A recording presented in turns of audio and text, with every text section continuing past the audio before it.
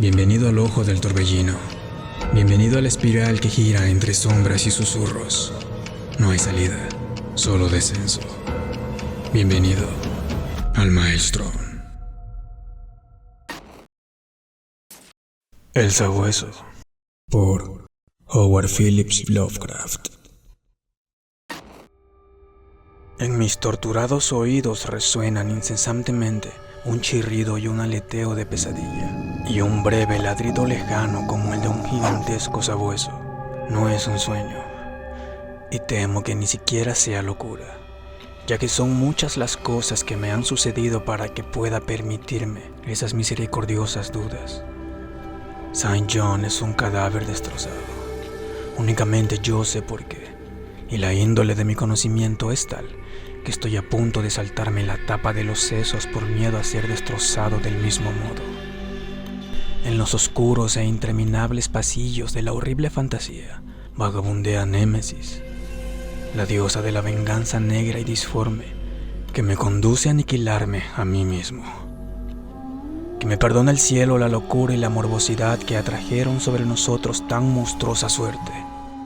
Hartos ya con los tópicos de un mundo prosaico, donde incluso los placeres del romance y de la aventura pierden rápidamente su atractivo.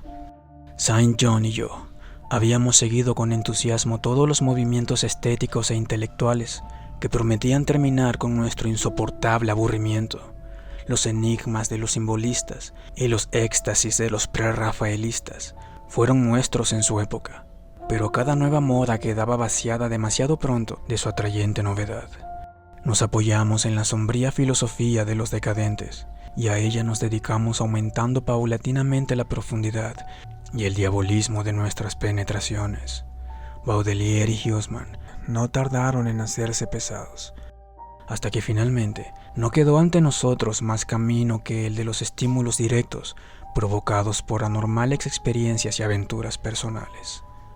Aquella espantosa necesidad de emociones nos condujo eventualmente por el detestable sendero que incluso en mi actual estado de desesperación menciono con vergüenza y timidez: el odioso sendero de los saqueadores de tumbas. No puedo revelar los detalles de nuestras impresionantes expediciones, ni catalogar siquiera en parte el valor de los trofeos que adornaban el anónimo museo que preparamos en la enorme casa donde vivíamos Saint John y yo, solos y sin criados. Nuestro museo era un lugar sacrílego, increíble, donde con el gusto satánico de neuróticos habíamos reunido un universo de terror y de putrefacción para excitar nuestras viciosas sensibilidades. Era una estancia secreta, subterránea, donde unos enormes demonios alados esculpidos en basalto y ónice vomitaban por sus bocas abiertas una extraña luz verdosa y anaranjada, en tanto que unas tuberías ocultas hacían llegar hasta nosotros los olores que nuestro estado de ánimo apetecía, a veces el aroma de pálidos lirios fúnebres, a veces el narcótico incienso de unos funerales en un imaginario templo oriental, y a veces, como me estremezco al recordarlo, la espantosa fetidez de una tumba descubierta. Alrededor de las paredes de aquella repulsiva estancia había féretros de antiguas momias alternando con hermosos cadáveres que tenían una apariencia de vida, perfectamente embalsamados por el arte del moderno taxidermista, y con lápidas mortuorias arrancadas de los cementerios más antiguos del mundo. Aquí y allá, unas hornacinancias contenían cráneos de todas las formas y cabezas conservadas en diversas fases de descomposición. Allí podían encontrarse las podridas y calvas coronillas de famosos nobles y las tiernas cabecillas doradas de niños recién enterrados. Había allí estatuas y cuadros, todos de temas perversos y algunos realizados por Saint John y por mí mismo. Un portafolio cerrado, encuadernado con piel humana curtida, contenía ciertos dibujos atribuidos a Goya y que el artista no se había atrevido a publicar. Había allí nauseabundos instrumentos musicales, de cuerda, de metal y de viento, en los cuales Saint John y yo producíamos a veces disonancias de exquisita morbosidad y diabólica lividez. En una multitud de armarios de caoba reposaba la más increíble colección de objetos sepulcrales nunca reunidos por la locura y perversión humanas. Acerca de esa colección debo guardar un especial silencio. Afortunadamente, tuve el valor de destruirla mucho antes de pensar en destruirme a mí mismo. Las expediciones, en el curso de las cuales recogíamos nuestros nefados tesoros, eran siempre memorables acontecimientos desde el punto de vista artístico. No éramos vulgares vampiros, sino que trabajábamos únicamente bajo determinadas condiciones de humor, paisaje, medio ambiente, tiempo, estación del año y claridad lunar. Aquellos pasatiempos eran para nosotros la forma más exquisita de expresión estética, y concedíamos a sus detalles un minucioso cuidado técnico. Una hora inadecuada, un pobre efecto de luz o una torpe manipulación del húmedo césped destruían para nosotros la extasiante sensación que acompañaba a la exhumación de algún ominoso secreto de la tierra. Nuestra búsqueda de nuevos escenarios y condiciones excitantes era febril e insaciable.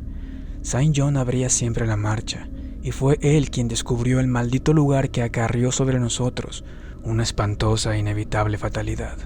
Qué desdichado destino nos atrajo hasta aquel horrible cementerio holandés. Creo que fue el oscuro rumor, la leyenda acerca de alguien que llevaba enterrado ahí 5 siglos. Alguien que en su época fue un saqueador de tumbas y había robado un valioso objeto del sepulcro de un poderoso. Recuerdo la escena en aquellos momentos finales. La pálida luna otoñal sobre las tumbas, proyectando sombras alargadas y horribles. Los grotescos árboles, cuyas ramas descendían tristemente hasta unirse con el descuidado césped y las estropeadas losas. Las legiones de murciélagos que volaban contra la luna, la antigua capilla cubierta de hiedra y apuntando con un dedo espectral al pálido cielo, los fosforescentes insectos que danzaban como fuegos fatuos bajo las tejas de un alejado rincón, los olores a moho, a vegetación y a otras cosas menos explicables que se mezclan débilmente con la brisa nocturna procedente de lejanos mares y pantanos. Y, lo peor de todo, el triste aullido de algún gigantesco sabueso, al cual no podíamos ver ni situar de un modo concreto. Al oírlo nos estremecimos, recordando las leyendas de los campesinos, ya que el hombre que tratábamos de localizar había sido encontrado hacía siglos en aquel mismo lugar, destrozado por las zarpas y los colmillos de un execrable animal. Recuerdo cómo excavamos la tumba del vampiro con nuestras azadas, y cómo nos estremecimos ante el cuadro de nosotros mismos. La tumba, la pálida luna vigilante, las horribles sombras, los grotescos árboles, los murciélagos, la antigua capilla, los danzantes fatuos, los nauseabundos olores, la gimiente brisa nocturna y el extraño aullido cuya existencia objetiva apenas podíamos estar seguros. Luego, nuestros azadones chocaron contra una substancia dura y no tardamos en descubrir una enmohecida caja de forma oblonga. Era increíblemente recia, pero tan vieja que finalmente conseguimos abrirla y regalar nuestros ojos con su contenido. Mucho, sorprendentemente mucho, era de lo que quedaba del cadáver a pesar de 500 años transcurridos. El esqueleto, aunque aplastado en algunos lugares por las mandíbulas de la cosa que le habían producido la muerte, se mantenía unido con asombrosa firmeza, y nos inclinamos sobre el descarnado cráneo, con sus largos dientes y sus cuencas vacías, en las cuales habían brillado unos ojos con una fiebre semejante a la nuestra. En el ataúd había un amuleto de exótico diseño que, al parecer, estuvo colgado del cuello del durmiente. Representaba a un sabueso alado, o a una esfinge con un rostro semicanino, y estaba exquisitamente tallado al antiguo gusto oriental en pequeños trozos de jade verde. La expresión de sus rasgos era sumamente repulsiva, sugeridora de muerte, de bestialidad y de odio.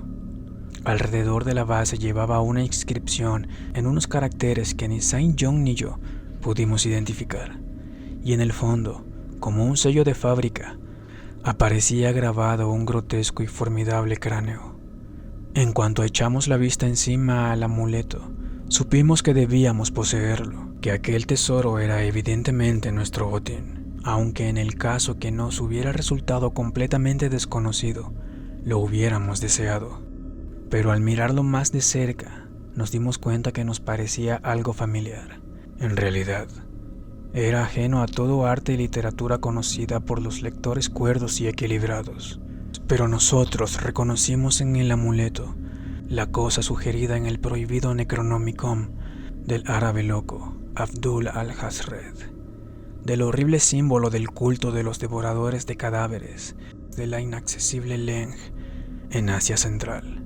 No nos costó ningún trabajo localizar los siniestros rasgos descritos por el antiguo demonólogo árabe, unos rasgos extraídos de alguna oscura manifestación sobrenatural de las almas de aquellos que fueron vejados y devorados después de muertos.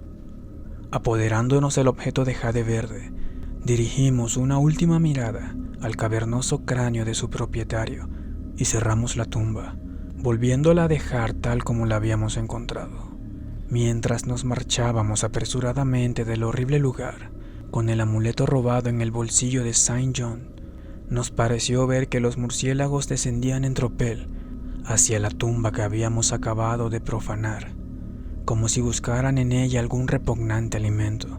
Pero la luna de otoño brillaba muy débilmente y no pudimos saberlo a ciencia cierta. Al día siguiente, cuando embarcamos en un puerto holandés para regresar a nuestro hogar, nos pareció oír el leve y lejano aullido de algún gigantesco sabueso. Pero el viento de otoño gemía tristemente y no pudimos saberlo con seguridad. Menos de una semana después de nuestro regreso a Inglaterra, comenzaron a suceder cosas muy extrañas. Saint John y yo vivíamos como reclusos, sin amigos, solos y en unas cuantas habitaciones de una antigua mansión, en una región pantanosa y poco frecuentada, de modo que en nuestra puerta resonaba, muy raramente, la llamada de un visitante. Ahora, sin embargo, estábamos preocupados por lo que parecía ser un frecuente roce en medio de la noche, no solo alrededor de las puertas, sino también alrededor de las ventanas, lo mismo en las de la planta baja que en las de los pisos superiores. En cierta ocasión imaginamos que un cuerpo voluminoso y opaco oscurecía la ventana de la biblioteca cuando la luna brillaba contra ella, y en otra ocasión creímos oír un aleteo no muy lejos de la casa. Una minuciosa investigación no nos permitió descubrir nada, y empezamos a atribuir aquellos hechos a nuestra imaginación, turbada aún por el leve y lejano aullido que nos pareció haber oído en el cementerio holandés. El amuleto de jade reposaba ahora en una hornacina de nuestro museo, y a veces encendíamos una vela extrañamente aromada delante de él. Leímos mucho en el Necronomicon de Al-Hazred acerca de sus propiedades y acerca de las relaciones de las almas con los objetos que las simbolizan, y quedamos desasosegados por lo que leímos. Luego llegó el terror. Llegó la noche 24 de septiembre. Oí una llamada en la puerta de mi dormitorio. Creyendo que se trataba de Saint John, le invité a entrar, pero solo me respondió una espantosa risotada. En el pasillo no había nadie. Cuando desperté a Saint John y le conté lo ocurrido, manifestó una absoluta ignorancia del hecho y se mostró tan preocupado como yo. Aquella misma noche, el leve y lejano aullido sobre las soledades pantanosas se convirtió en una espantosa realidad. 4 días más tarde, mientras nos encontrábamos en el museo, oímos un cauteloso arañar en la única puerta que conducía a la escalera secreta de la biblioteca. Nuestra alarma aumentó, ya que, además de nuestro temor a lo desconocido, siempre nos había preocupado la posibilidad que nuestra extraña colección pudiera ser descubierta. Apagando todas las luces, nos acercamos a la puerta y la abrimos bruscamente de par en par. Se produjo una extraña corriente de aire y oímos, como si se alejara precipitadamente, una rara mezcla de susurros, risitas entre dientes y balbuceos articulados. En aquel momento no tratamos de decidir si estábamos locos, si soñábamos o si nos enfrentábamos con una realidad. De lo único que sí nos dimos cuenta, con la más negra de las aprensiones, fue que los balbuceos aparentemente incorpóreos habían sido proferidos en idioma holandés. Después de aquello, Vivimos en medio de un creciente horror, mezclado con cierta fascinación. La mayor parte del tiempo nos atendíamos a la teoría de que estábamos enloqueciendo a causa de nuestra vida de excitaciones anormales, pero a veces nos complacía más dramatizar acerca de nosotros mismos. Las manifestaciones extrañas eran ahora demasiado frecuentes para ser contadas. Nuestra casa solitaria parecía sorprendentemente viva, con la presencia de algún ser maligno cuya naturaleza no podíamos intuir. Y cada noche, aquel demoníaco aullido llegaba hasta nosotros, cada vez más claro y audible. El 29 de octubre encontramos en la tierra blanda debajo de la ventana de la biblioteca una serie de huellas de pisadas completamente imposibles de describir. Resultaban tan desconcertantes como las bandadas de enormes murciélagos que merodeaban por los alrededores de la casa en número creciente. El horror alcanzó su culminación el 18 de noviembre, cuando Saint John, regresando a casa al oscurecer, procedente de la estación del ferrocarril, fue atacado por algún espantoso animal y murió destrozado. Sus gritos habían llegado hasta la casa y yo me había apresurado a dirigirme al terrible lugar. Llegué a tiempo de oír un extraño aleteo y de ver una vaga forma negra siluetada contra la luna que se alzaba en aquel momento. Mi amigo estaba muriéndose cuando me acerqué a él y no pudo responder a mis preguntas de un modo coherente. Lo único que hizo fue susurrar: el amuleto, aquel maldito amuleto, y exhaló su último suspiro, convertido en una masa inherente de carne lacerada. Lo enterré al día siguiente en uno de nuestros descuidados jardines y murmuré sobre su cadáver uno de los extraños ritos que él había amado en vida. Y mientras pronunciaba la última frase, oí a lo lejos el débil aullido de algún gigantesco sabueso. La luna estaba alta, pero no me atreví a mirarla, y cuando vi sobre el marjal una ancha y nebulosa sombra que volaba de otero en otero, cerré los ojos y me dejé caer al suelo boca abajo. No sé el tiempo que me pasé en aquella posición. Solo recuerdo que me dirigí temblando hacia la casa y me posterné delante del amuleto de jade verde. Temeroso de vivir solo en la antigua mansión, al día siguiente me marché a Londres, llevándome el amuleto, después de quemar y enterrar el resto de la impía colección del museo. Al cabo de 3 noches, oí de nuevo el aullido, y antes de una semana, comencé a notar unos extraños ojos fijos en mí en cuanto oscurecía. Una noche, mientras paseaba por el Victoria Embankment, vi que una sombra negra oscurecía uno de los reflejos de las lámparas en el agua. Sopló el viento más fuerte de la brisa nocturna y, en aquel momento, supe que lo que había atacado a Saint John no tardaría en atacarme a mí.